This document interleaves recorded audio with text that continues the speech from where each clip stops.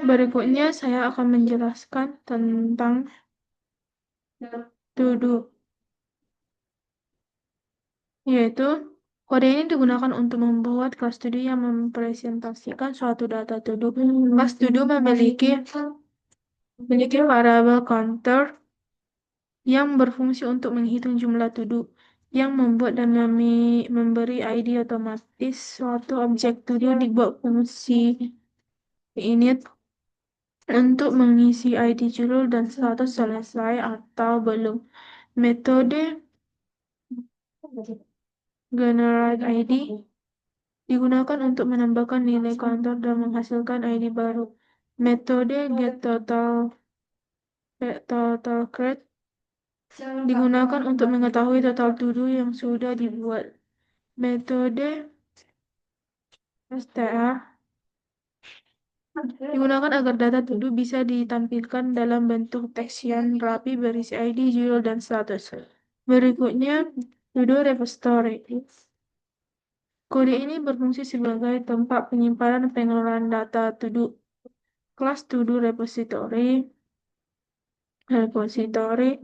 menyimpan semua to-do dalam sebuah list bernama data. Metode getOutputs digunakan untuk mengambil semua data to-do yang tersimpan. Metode addToDo digunakan untuk menambahkan to-do baru ke dalam list. Metode removeToDo digunakan untuk menghapus to-do berdasarkan ID dan akan mengembalikan nilai true jika berhasil atau false jika tidak ditemukan. Metode updateToDo digunakan untuk mengubah judul atau status to-do berdasarkan ID.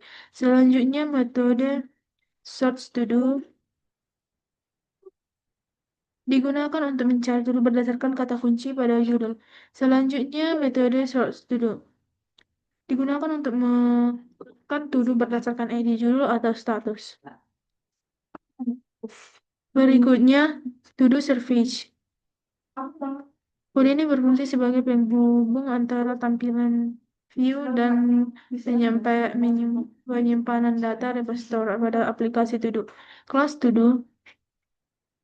Kelas to-do service digunakan untuk mengatur logika aplikasi to-do.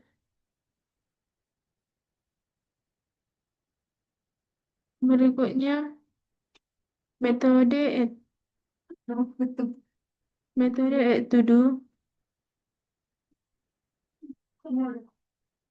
digunakan untuk membuat to-do baru lalu menyimpan ke repository.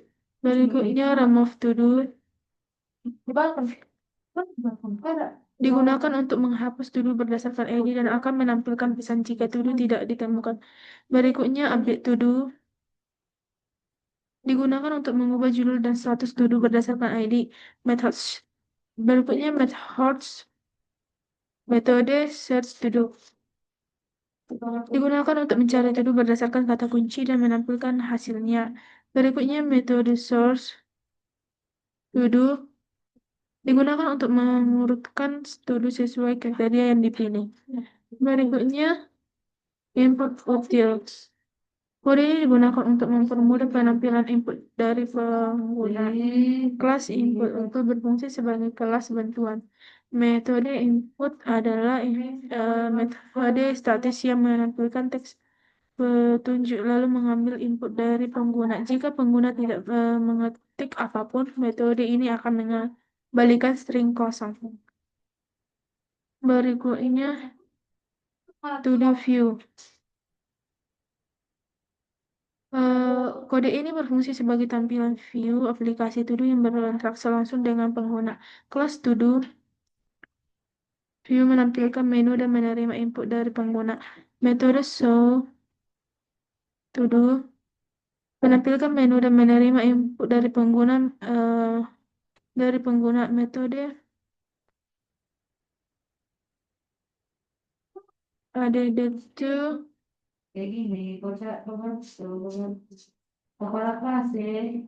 metode addTo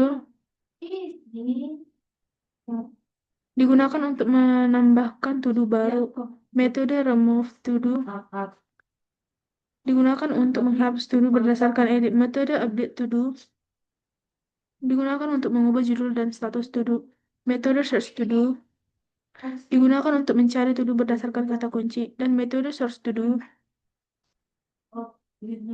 digunakan untuk mengurutkan to-do berdasarkan edit judul atau status. Secara singkat, kelas ini mengatur interaksi penggunaan dan peneruskan meneruskan perintah ke to-do service. Sekian penjelasan dari kode yang telah saya buat. Terima kasih.